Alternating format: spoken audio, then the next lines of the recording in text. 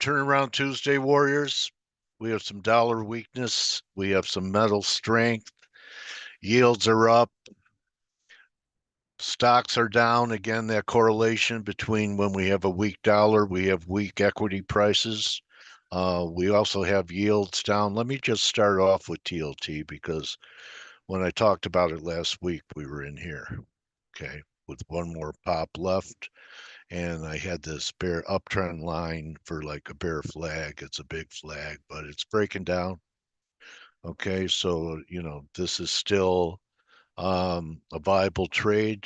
The October puts are working. I still think that we're going to take out 85, and that's going to open up the door for sharply lower levels.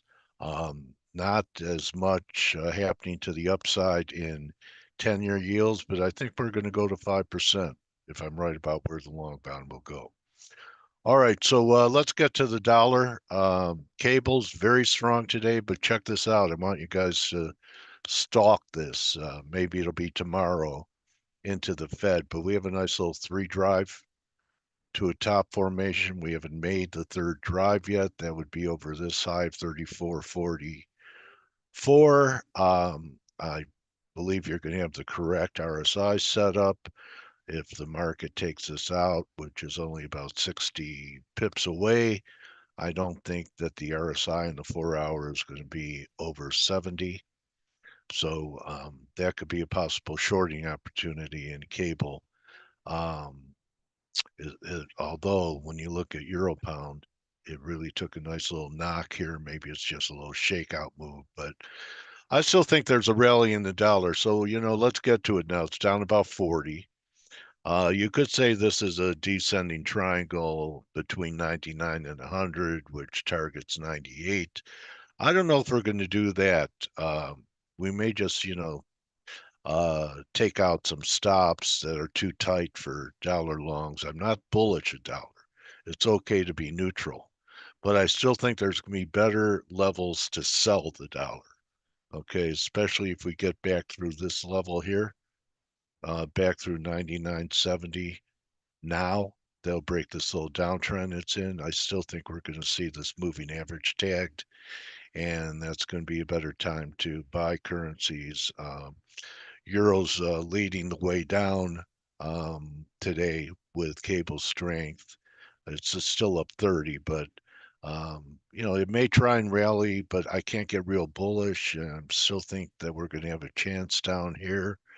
Some people are losing patience and buying it now because they have FOMO. Maybe they're right. I'm going to be patient. Japanese yen continues to really fell apart from 46. Doesn't look great, but maybe if the dollar has one more pop, we get some kind of failing rally to trade. You have gold reaching above 61.8 here, but if you look at some short-term stuff, you could, 30-minute, even though we're making new highs, look at the divergence on some of the short-term stuff. I did a scalp when we were at 80 and took $6 out. Now it's 92. So on the other half, I'm down $12, another 13, and I'm gone. But I'm thinking this could be some type of potential top, especially if the Fed disappoints and doesn't talk like a dove during the presser. And I don't think they will. The gold silver ratio is selling off a little bit today, but not a ton. This is getting a little bit too stretched to call it a bear flag. I still think we're going to get a 3rd drive to a top, which actually means that silver is a better short, even though it's up today. But I'm just going to leave it alone. I'll stay with the gold, see if I get anything out of it. If we do have equality from here, from wherever it stops, this was a $300 move. So 300 from 34 could take us back to 31 if there's equality. So we'll see what happens, see if we're going to make a new high. It's very possible. We have confirmed highs here on the 4 hour and daily. which says that this is just a correction, but we could still get one more wave to the downside and have better levels to buy. Let's take a look at S&Ps. Of course, they're lower with what's happening. We became severely overbought. The key pivot again, this is your range, okay? So over 57, maybe we go 59, um, under 5,500, which was a big level if you look left, and we got up to 57. That's going to give you 53 into a gap here.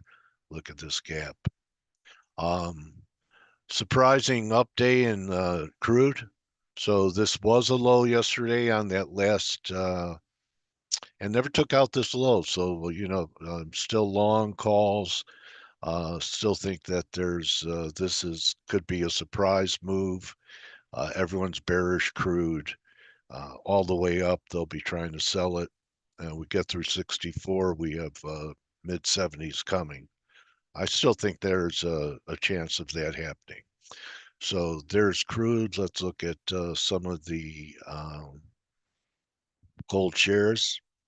Newmont, much weaker rally than you're getting in gold. I still think you could be patient about buying the gold here. GDX up pretty good, but still looks like it could be a failing rally. It hasn't retraced as much as gold. Again, some decent action in some of the silver stocks, but I'm still not convinced that I have to be long yet here or on AG. Look at we're already someone is front running me. I still think that we could be patient for probably into June for buys in the miners, and they all look pretty similar, and I think they're going lower. My preferred longs are going to probably be in here, AG. I had some lines drawn that could take it to 3.5, but here's another one I'm looking at. It's Coeur d'Alene. It's been around for a while, and here's where I'll be buying it. Put up the daily. And it's going to be pretty much right around the lows. So there you go. Down here around $4 is where I would start. I think there's some earnings coming up, but here's where I would start, and that's enough to take out um, the low of the move going back quite some time. Let's see what the low was here. Oh gosh, that's Coeur d'Alene. So this was a nice run, right? Call it $2 to 7.5, 5.5. So $4 could be reasonable. And look at this gap here in CDE. Maybe we're going to come back and fill it. And the next move would be, maybe up towards 11, 12 bucks. So this is a big trade. I think the buy will come simultaneously or very close to the top in the gold silver ratio. And anything else I really want to cover?